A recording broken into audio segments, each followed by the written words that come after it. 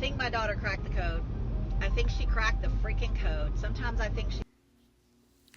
Good morning. This is Teaching for Women. So you're talking about water and all the different things. So I thought I would talk to you about the parable of the life-giving water, which a lot of people don't know what the parable is. So I'm wondering if you know the parable of the life-giving water that that Yeshua told the Samaritan woman at the well about. So Yeshua said a lot of important things in John chapter 5. That's a very important chapter. He said, search the scriptures, for in them you'll find your salvation. What was written of him. You don't believe him. He knows you don't have the love of God in you. He came in his Father's name, but you didn't receive him. But there's going to be one that comes in his own name that you're going to receive, warning you not to receive the one that comes in his own name. And then he says, if you don't believe what Moses wrote of me, you're not going to believe what I tell you. Verse 46 and 47 of John chapter 5. I can't remember what verse in John chapter 5, but he also says, they didn't hear a voice and they didn't see a figure. He was quoting the Old Testament. And he told you, go look what Moses wrote of me so you believe what I tell you, which is really cool. So the parable of the life-giving water, he told the Samaritan woman at the well. If you remember in Exodus 17, when Jehovah first brought the Israelites out of Egypt, out of bondage into the wilderness, they thirsted. And they chitted to Moses, for they thirsted. And Jehovah instructed Moses to bring the elders of the Israelites to the rock of Horeb. He smote the rock, and the life-giving water was given, right? The water was given for them to drink. So when Yeshua pointed you to go look what Moses wrote of him in Deuteronomy 18, this is verse 15 through 19, it says, Moses prophesied that Jehovah would rise up a capital P prophet from amongst them of thy brethren unto thee, and he would give them what they desired at Horeb. For they thirsted and desired water at Horeb. This is the parable of the life-giving water. And Jehovah would put his words in that prophet's mouth. So he would speak through that prophet. And whoever didn't listen to what I command, who I will send in my name, he says, Jehovah's name, the sons, Yahushua, Yeshua, Jehovah's salvation, who I will send in my name, he says, I will require it of him. So he's going to require what Yeshua commanded of the people. And Deuteronomy chapter 4 through 6, it tells you what was actually given at the rock of Horeb with Jehovah's voice. And this is why Yeshua said in John chapter 5, they didn't hear a voice and they didn't see a figure. He was quoting Deuteronomy chapter 4. Giving you little hints. We'll go look, And in Deuteronomy chapter 4, it says, they only heard a voice. They did not see a similitude twice, right? Don't add and don't take away. And what was given at the rock of Horeb was the 10 commandments Jehovah gave with his voice. Under the cloud, in the midst of the fire, they only heard a voice. They did not see a similitude. And Deuteronomy chapter 5, it says, Jehovah made a covenant with us at Horeb. Only this covenant with us, not our fathers, only with us. It lists the 10 commandments. Deuteronomy chapter 5, verse 22, he says he gave the 10 commandments and added no more.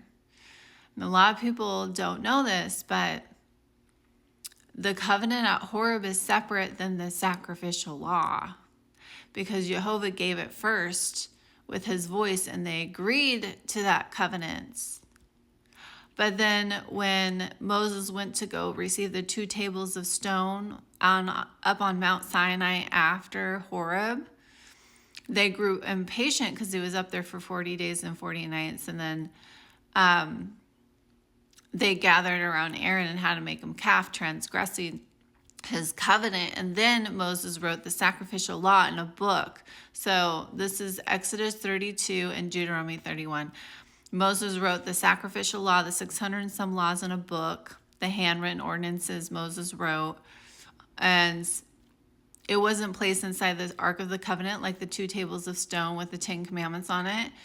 It was placed on the side of the Ark of the Covenant. He instructed them to put it on the side as a witness against them until it was finished. And like Galatians 3:19, until the seed should come which the promise was made, which was Yeshua, served the law, served the sacrificial law. It was added. The only law added to the covenant was the sacrificial law because of transgression until the seed should come. Yeshua. He was prophesied to finish sacrificial law. That's why his last words was, "It is finished." He bowed his head and gave up the ghost and refreshed what was desired at Horeb, the 10 commandments. This is why he told the Samaritan woman at the well, "That water that you drink, you'll thirst again, but the water that I give you, you won't thirst again." Because the 10 commandments was the life-giving water. And in Revelations 22, it says those that are thirst are able to drink from the waters freely, the parable of the life-giving water. 1 Corinthians 10 tells you that the elders were baptized under that cloud, quoting Deuteronomy chapter 4 and 5, specifically chapter 5, or Deuteronomy chapter 5, verse 22. Because Jehovah spoke to them under that cloud in the midst of the fire with his voice. He gave the 10 commandments and he added no more. They were baptized in that cloud.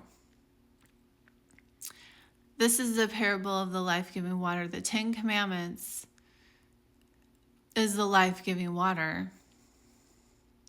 Yeshua gave us 2 commandments refreshing the covenant at Horeb. In Matthew 22, love God with all your heart, soul, and mind. He quoted verbatim Deuteronomy chapter 6, verse 5, to love the Lord thy God with all thy heart, with all thy soul, with all thy might. This is the first and great commandment he gave us, right? Deuteronomy chapter 6 tells you the same thing because he quoted it. It says, keep the commandments in your heart, teach them to your children. In verse 25 of that chapter, it says, it will be your righteousness to keep these commandments which I have commanded thee. This is why Romans 10 says that they have a zeal for God, but not according to knowledge. They're ignorant of Jehovah's righteousness and have established their own, because there's 46,000 different denominations who have nailed his righteousness to the cross along with the sacrificial law. And that's why Yeshua says, search the scriptures, for in them you'll find your salvation, was what was written of him. Because in Deuteronomy 18, whoever doesn't listen to that prophet and what he commands, he's going to require of you. He's going to require you to keep the 10 commandments. In Acts 3, quoting Deuteronomy 18, it says, therefore be converted so your sins can be blotted out in the times of refreshing. It quotes what Moses prophesied, and it says whoever doesn't listen to that prophet, what he commands, he's going to destroy from among the people. We gotta keep the 10 commandments. It's the life-giving water. It's our righteousness and the key to our salvation. In Hebrews chapter 5, verse 9, it says, Yeshua became the author of salvation for those who obey the Son, and you got to obey his commandments. His second commandment, he quoted Leviticus chapter 19, 15 through 18, to do righteous judgment, judge by the 10 commandments, rebuke your neighbor instead of stoning them, for he desired mercy over sacrifice. And rebuke them so they don't suffer sin upon them, because sinners do not enter into heaven. Love thy neighbor as thyself.